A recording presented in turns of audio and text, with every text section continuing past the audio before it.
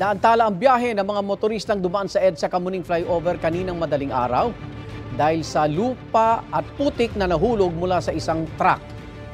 Pansamantalang isinara ang bahagi ng flyover. Live mula sa Quezon City, may unang balita si James Agustin. James!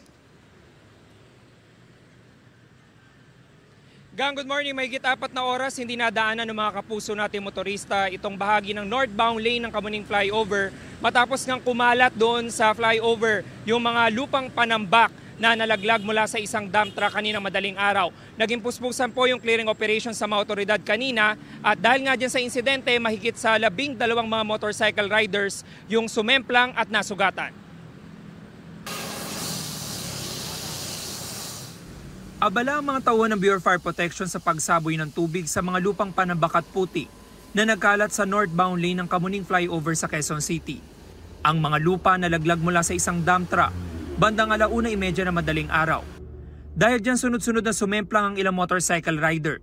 Ayon sa mga responding MMDA traffic enforcers, mahigit 12 riders ang nasugatan.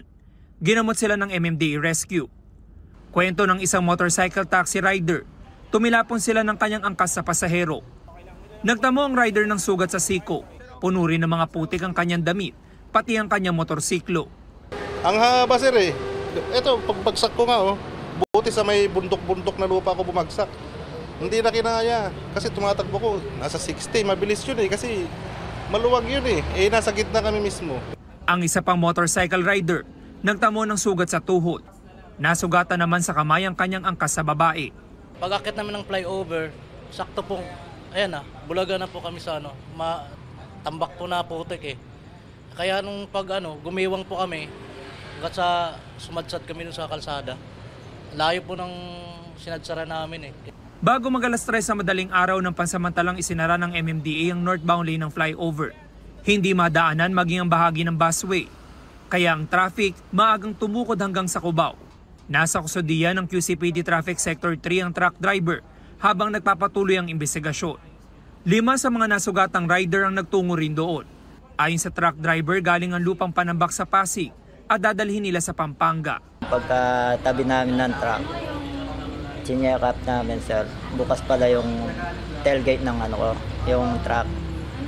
Tapos mamaya-maya may mga pumuntang mga enforcers sir.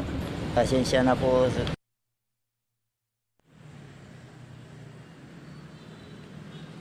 Samantala, ito po yung sitwasyon ngayon dito sa northbound lane ng Kamuning Flyover. Alas 7:05 po ng umaga, eksaktong binuksan po yan ulit sa daloy ng mga sasakyan.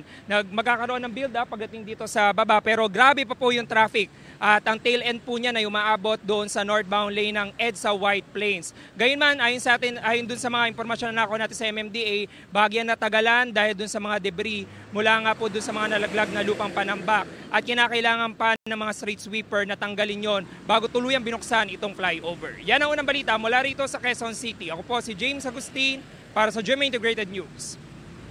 Igan, mauna ka sa mga balita, mag-subscribe na sa GMA Integrated News sa YouTube para sa iba't ibang ulat sa ating bansa.